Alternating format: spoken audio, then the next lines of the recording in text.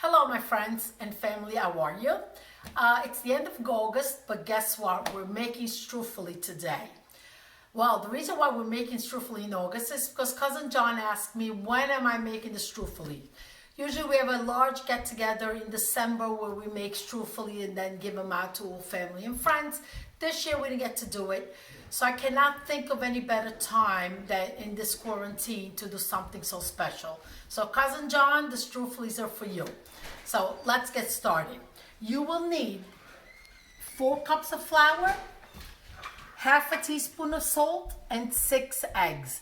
That's it. And we will be using 2 cups of honey and some sprinkles, orange and lemon peel. Okay, but for right now, just to get started, we're going to start with these 3 ingredients. Putting my 4 cups of flour in my container, my salt, and then I will slowly be adding the eggs.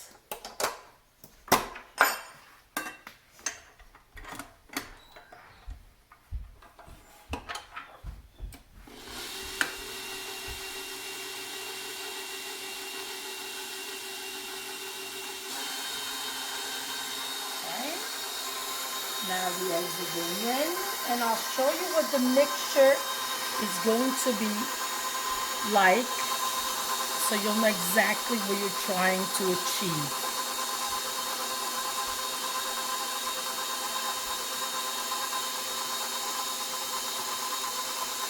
Okay, now with a spatula, you'll be moving the flour towards the middle, so it could get incorporated with the eggs. The dough is slowly coming together beautifully. It's picking up the extra flour and it's creating a nice soft dough. Okay, 5 minutes have passed, and now I'm going to move the dough to the counter, so I have better control of the consistency, what it should be like. Sprinkling the work surface, because at this point it's a little sticky, but we don't want to add too much flour, because as we cut the Struffoli, you don't need any flour. It's only once they're cut that we'll be using a little bit more flour so they don't stick together. But otherwise, I'll show you the cutting process is very interesting. Okay, so I'm going to work the dough right now, and also it really needs to rest. At least 30 minutes on the counter. You want it to rest. Now, I'm aware that some people might not have a stand-up mixer, and that's just fine, because Cousin John's mom did it all by hand. So and when we make large quantities around the holidays, we mix it by hand also, okay? Now, interesting enough, once I'm done working the dough, I am going to keep it on the counter to rest with a wet paper towel, okay? I know that's not a common thing, but it's almost like a pasta dough when you don't want it to dry out. Okay, I've been working the dough roughly 4 minutes, and I'm gonna show you to see if it's ready. Look how beautiful it is. Let's see, it's gotta have all the holes in it. Yep, it looks wonderful. Perfect, this is the way it should be. Now I'm gonna fold it together. Okay, fold it together. Perfect. Beautiful. Now I'm going to take a paper towel that's been wet in just cold water, and I'm going to put it on top of the Struffoli dough and let it sit on the counter while you get your oil ready and all the other stuff that you will need for the next step. 30 minutes rested. Like everybody that takes a nap, 30 minutes later, we look better, we feel better. So let's see this beautiful dough. Let's get it cut. Okay, perfect. It is a little bit of a sticky dough. Cover it with the wet paper towel again. It is a sticky dough, but you want that because it makes for easy rolling on the work table, okay? So here I'm gonna start, and I'm gonna be making the little serpentelli, the little snakes. And I could still hear my aunt saying, più piccoli, smaller, smaller. Apparently they were never small enough, because you don't want Struffoli to be the size of golf balls. Absolutely not. You want them nice and thin. The dough is very elastic, so you really need, what you do is press down a little bit and roll. Press and roll, okay? Now we're gonna move it over to this counter where it's nice and floured, and like that we'll be able to cut them. Usually this is a job that I do with the children and with friends, so I always have a lot of help. But today, since nobody wants to make Struffoli in April except me, if the hand is a little wet, you have a better control over the dough to stretch. Okay, I'm gonna do it a little bit more, and here goes the second serpentello. Okay, I moved over to the floured area where I put the little snakes, and I'm gonna start cutting with a very sharp knife. You're going to be cutting the Struffoli. Okay, see how nice it cuts beautifully. It doesn't stick on the table, and it's just a really easy job. Then this is what I do. A little colander, and I make all these little plates. Then I dip right into the oil, and it makes it a job that you could do alone. This is one beautiful snake. Look at this. Look what a beautiful dough.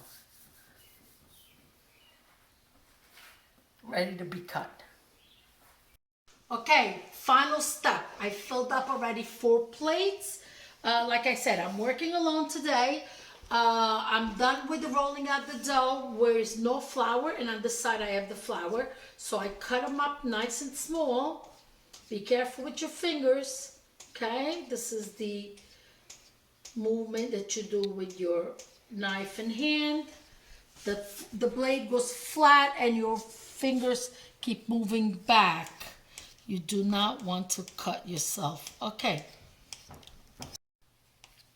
Okay, now I'm going to show you the technique that I have to pick them up. Okay, not a problem. They're going to be full of flour, but like this, they don't stick. Shake all the flour out. Put them in the plate and prepare the next plate to fry. Okay, they're all cut. I came up with 7 plates. They're ready to be fried. I put on canola oil, and I'm waiting for it to get hot. It's on medium high. I love to use a wok because I feel that the shape of the wok lets the air from the frying escape in a better way and avoid a lot of the bubbles. If in case you will get bubbles, I will show you how to control that. I have my colander on a plate. They first go here, and then a cookie sheet with paper towel on it. Okay, as soon as the oil is ready, we'll start frying. The oil looks nice and hot. Let's put 1 or 2 in. Yes, it's bubbling. So now we're ready to put the Struffoli in. What I do is, don't be afraid of hot oil. You don't want to just dump the stuff in, like drop the Struffoli, because the oil could splash back. So with the paper plate, I gently put the Struffoli in with my hand, like that, okay? And then I immediately start stirring with my, oh wow, what is this called? Colapesce in Italian, but I'm not sure what it's called in English. I'm sure one of my girls is going to correct me. Now, watch how wonderful these Struffoli are. They pop up on their own. You want them a golden, just a golden color, not a golden brown, just golden color, like little golden nuggets. This recipe, they're very light, crunchy, and airy. And they're so light and crunchy and delicious that you could eat quite a few and never feel full. I've used different recipes, but this happens to be my and Tina's recipe, and it's one of my favorites and everyone else in the family. So this is the recipe that we use for struffoli. I'm going to move them out and put them in the colander.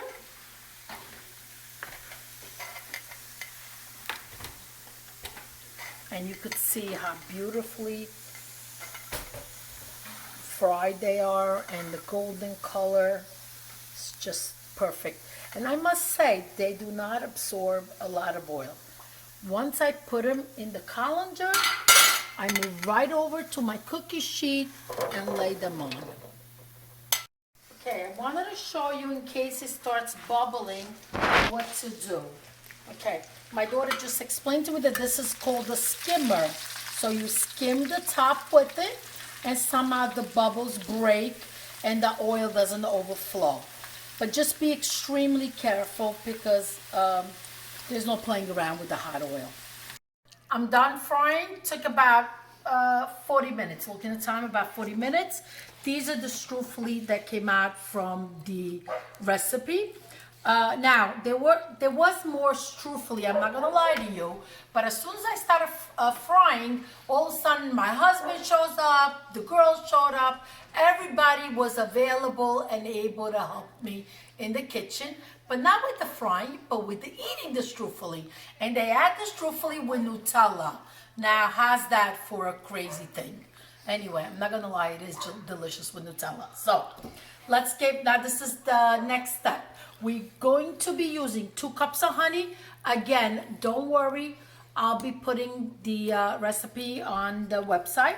And a cup of sugar, and the zest of a lemon, orange, a mandarin. So all that zest is just going to melt beautifully in the honey. Let's move over to the stove so I can show you. I moved over to the stove. I've put in the honey, the sugar, the lemon peel, and I'm peeling the other orange. Please make sure you don't go so hard so that you don't get a lot of the white part, because that's the bitter part of the orange. Put the rest of the honey in and let it come to a boil. Once it comes to a boil, you lower the flame, and then you add your struffoli and you fold them in. But now is a good time to get all the plates ready while you will be putting the struffoli in. 6-7 minutes have gone by. The honey's boiling beautifully. The skins of the oranges and lemon are releasing its flavor and shriveling up a little bit, and they become so crunchy once the process is all done. Okay, now I'm going to lower my flame and start adding my struffoli in.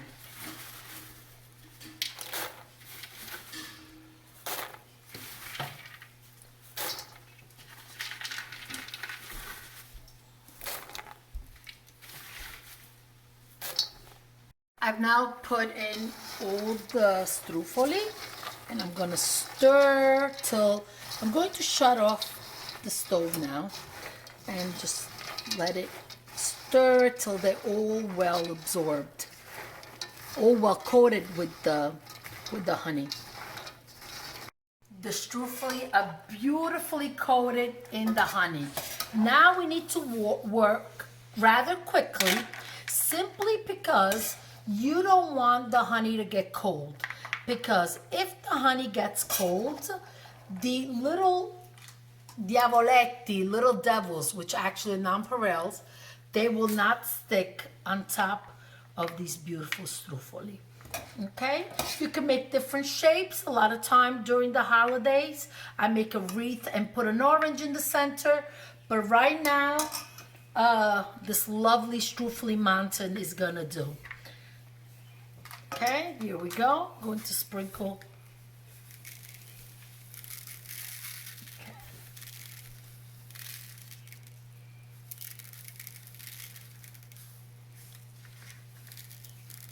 Okay. And here are your quarantine Struffoli in April. What better way to tell somebody that you love them through food in this tough time we're going through? Now for the taste. Can you hear the crunch? Delicious. Absolutely delicious. Be safe, stay healthy, keep eating beautiful things and sharing love through food. Bye-bye, until next time.